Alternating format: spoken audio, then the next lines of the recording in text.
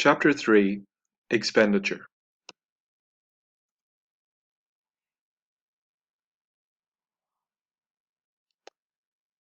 Expenditure refers to the way people spend their money in order to satisfy their wants and also to meet their needs. The following are the main notes that you need to be aware of and the main definitions in Chapter 3 Expenditure. The first thing we have to learn about is that there are three main types of expenditure. The first type is called fixed expenditure. Fixed expenditure is spending money on things which are the same amount each time and also at regular intervals or regular times. Can you think of anything that is a fixed expenditure? Something which is the same amount every time and also happens at a regular interval. Here are some examples. Mortgage, rent, whether you own your own house and you've borrowed money to buy it, whether you're renting your premises, you're going to have to pay that on a monthly basis. Your TV license, you have to pay every year, it's usually annually. And broadband or maybe Netflix, you have to pay a monthly subscription and it will be the same amount each month. Irregular expenditure, spending which varies according to how much you use the item. So the more you use it, the more it will cost you. Can you think of any examples like that? Well, perhaps your phone bill. The more you use it and speak on the phone, the more it will cost you. Electricity, if you leave on all the lights in the house, it's going to cost more in electricity. Groceries, if there are more people in the house or they eat more food, then that's going to cost more in groceries. And of course, if you do more mileage in your car, then your petrol or diesel will cost you more. Irregular expenditure varies according to how much you use the item. And finally, we have discretionary expenditure. And discretionary expenditure is non-essential spending which one chooses to do. You don't have to spend this money, but people like to spend this. This is spending money on fun items that they choose to do. Example here, holidays, cinema, sweets, takeaways, maybe gifts.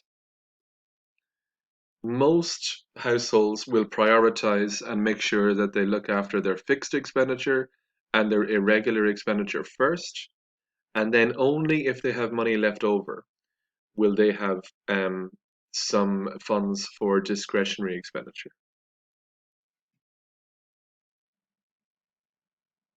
Another important part of this chapter is knowing the difference between current and capital expenditure.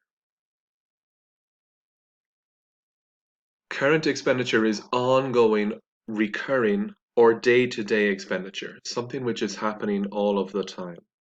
Example could be your electricity bill, which comes every 2 months on a regular basis. Groceries, every week they have to be bought.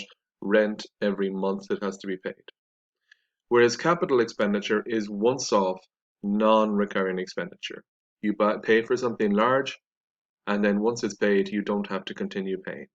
An example might be buying a new car, maybe buying a piece of furniture, or maybe a kitchen appliance like a cooker or a fridge. Guidelines for effective expenditure. How can we spend our money wisely? Well, there are a couple of points here that we need to make. And the first one is we should prepare a budget and plan out our spending. So a budget is a plan of what you intend to spend over the coming months. So prepare a budget, one important guideline. Number two, to prioritize what I mentioned a moment ago. Make sure that you cover your needs first, your fixed and your irregular expenditure, and then perhaps your wants, which would be more like your discretionary expenditure, what you might choose to spend money on. So you prioritize your needs and then you look after your wants. Number three, avoid impulse buying. Have you guys ever bought something on impulse? That is buying something on the spur of the moment without having planned to do so.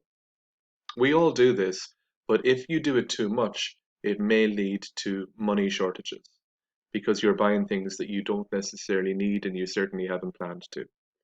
Example, you go to buy groceries and you have a list, but then you end up buying a tent or a drill or something else that you see just because it was cheap, even though you may not have necessarily needed it and you certainly hadn't planned to buy it.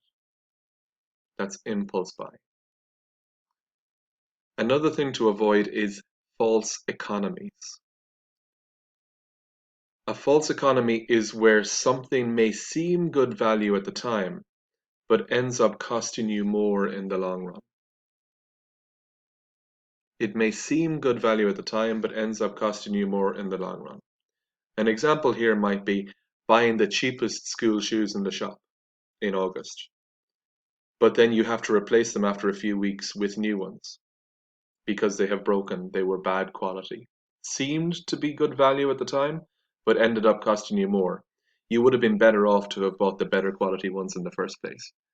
Because now you've ended up having to buy two pairs of shoes for your school year, and it's actually cost you more in the long run. Fifth one, consider the opportunity cost of all of your purchases. Now we've learned about opportunity cost in chapter 1. So every time you spend money, you're making a choice. The thing that you buy has an opportunity cost, which is the thing you choose not to buy with that same money. So if I choose to buy a new car, then my opportunity cost might be that I cannot go on holidays because I have limited resources, I can't afford to go on both. You can revise that from your notes on chapter 1. And finally, shop around for the best value.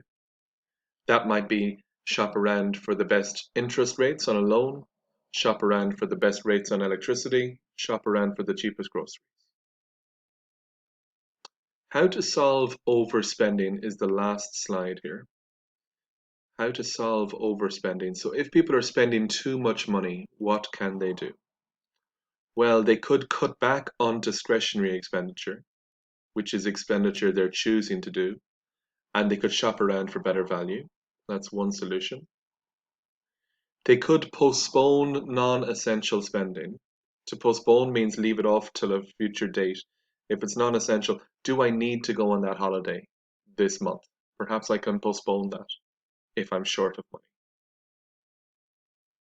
Spread large expenses out over a longer period of time. The example here would be, instead of paying out all my car insurance, €1,200 in January, maybe I could arrange to pay that monthly, and that would only be €100 each month. And that would mean I wouldn't have a large deficit in January and be short of cash at that particular month. You can use savings or surplus money from other months to get you through lean times. So sometimes people might have money saved up, perhaps in the months of September, October, November, and then that gets them through a lean period when things are expensive, maybe at Christmas or in January when you have less income. You could generate extra income. That would be maybe working overtime or perhaps getting a second job.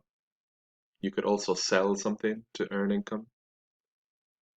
And lastly, you could borrow money in a loan from a bank, from a building society or a credit union. Usually borrowing money is the last resort. You should investigate and see if you can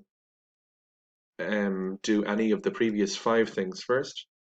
If none of those are possible, or if you've exhausted all of those options, then at last you can borrow money.